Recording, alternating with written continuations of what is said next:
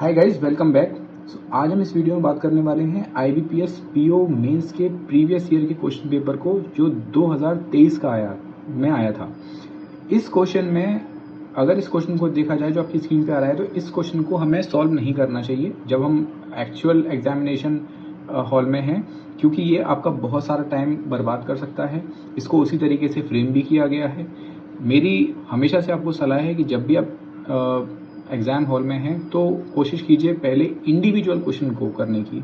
इस तरीके के ग्रुप क्वेश्चंस करने की आप बिल्कुल भी गलती मत कीजिए, क्योंकि ये क्वेश्चंस आपको फंसा देते हैं, टाइम खराब करते हैं और फ्रस्ट्रेशन पैदा करते हैं आपके लिए।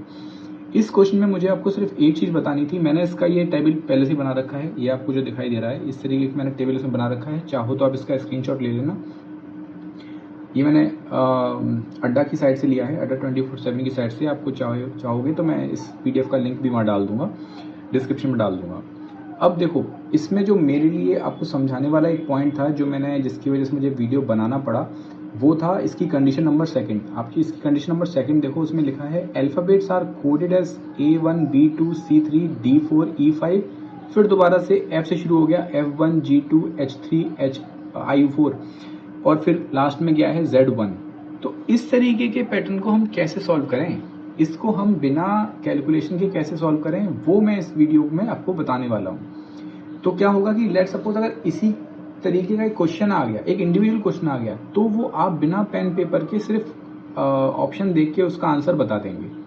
ठीक है, तो इसको सॉल्व करने का तरीका मैं आपको बताता हूँ। देखिए, एक तो आपको ना ये ABCD वाले याद होने चाहिए। अब इसको याद करने का तरीका पहले तो वो हम जान लें कि इसको हम याद कैसे करें। तो इसको याद करने का एक सिंपल सा तरीका ये है, जैसे मैंने क्या किया था जब मैंने याद किया था इसको, तो जैसे मेरा नाम है सागर गुप्ता, ठीक है। तो मैंने क्या किया, गुप्ता, और मेरा घर का नंबर है 7, जहाँ मैं रहता हूँ, तो वो उसका घर का नंबर है 7। तो मैंने इसको कनेक्ट इससे कर लिया।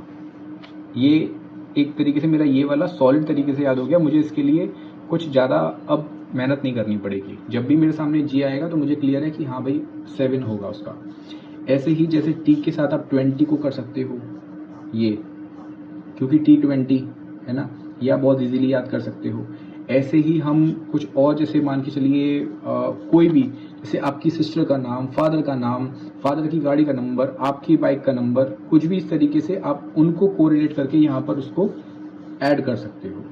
ठीक है, जैसे I20 होती है तो हमने उसको 20 की जगह पर I9 याद कर लिया कि एक Hyundai की नई गाड़ी आई है जिसका नाम है I9, और इस तरीके से हम इसको आगे याद कर सकते हैं। F6, जैसे एक अगर आपको पता हो तो जो एक लड़ाकू विमान होता है उसका नाम है F6, तो वो आप इजीली याद कर सकते हो।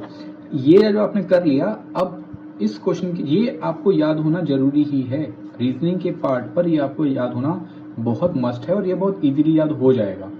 अब इस पैटर्न में क्या बोल रहा है ये कि अल्फाबेट आर कोडेड एज, पहले क्या हो रहा है 5 तक जा रहा है, फिर वापस से 1 से शुरू हो रहा है। तो इसको हम कैसे कर सकते हैं, इसको करने का सिंपल तरीका है। जैसे मान के चलिए इस केस में F की वैल्यू कितनी आएगी, नॉर्मली F की वैल्यू कितनी होती है 6। इसको डिवाइड कीजिए 5 से। अगर हमने 5 को 6 से डिवाइड करा तो कितना आएगा, 5 1 5, या 5 एकम 5, तो रिमाइंडर कितना बच रहा है 1। जो रिमाइंडर बचेगा ना वही इसका आंसर हो जाएगा। जैसे लेट सपोज G लेके चलते हैं, या फिर X लेते हैं। X की नॉर्मल कितना होता है, X होता है 24। अब 24 को आप सिर्फ 5 से डिवाइड कर दो, 5 चौक 20, कितना बचा रिमाइंडर 4, यानी कि X की वैल्यू कितनी आ जाएगी इसमें 4। ठीक है, एक और एग्जाम और लेते हैं इसमें, जैसे T का लेके चलते हैं। अब T की वैल्यू कितनी होती है 20, यानी कि ये पूरा चला जाएगा उससे, तो ये इसका आंसर कितना आ गया T का 5। क्यों, क्योंकि 1 2 3 4 5, फिर उसके बाद ये आगे शुरू हुआ होगा इससे। ऐसे ही H की वैल्यू कितनी आएगी इसमें, अब H की वैल्यू निकालते हैं। H की नॉर्मल वैल्यू कितनी होती है 8, H की नॉर्मल वैल्यू है 8। अब हम डिवाइड करते हैं, 8 को डिवाइड किया हमने 5 से, तो 5 1 5, कितना बन गया, कितना बच गया 3। तो H की वैल्यू कितनी हो गई 3। ठीक है, S की और लेते हैं, एक और आपको एग्जांपल देता हूँ। S कितना है, S की वैल्यू आनी चाहिए 4। कैसे आएगी, S का वैल्यू है कितना, यहाँ पर देखो S का वैल्यू है यहाँ पर 19, s का वैल्यू है 19। तो अब 19 को डिवाइड करो 5 से, तो आपको 5 का टेबल याद ही है। 5 का टेबल तो नॉर्मल सबको याद होता है ना। तो उससे बस आपको दिया, तो 5 दिया 15, कितना बच गया 4, कितना आ गया 4।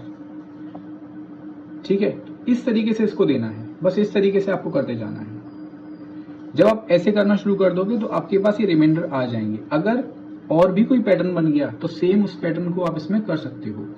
मैं दोबारा रिपीट कर रहा हूँ, इस तरह के क्वेश्चंस को आपको सिर्फ, अगर आपको ये बहुत ही तरीके से वेल वर्स्ड हैं, आप इसको कर सकते हो इजीली, तभी करें। अदरवाइज इस तरीके के क्वेश्चंस को टच करने की एग्जाम हॉल में फर्स्ट अटेम्प्ट में तो कोई जरूरत नहीं होती है। Thank you very much.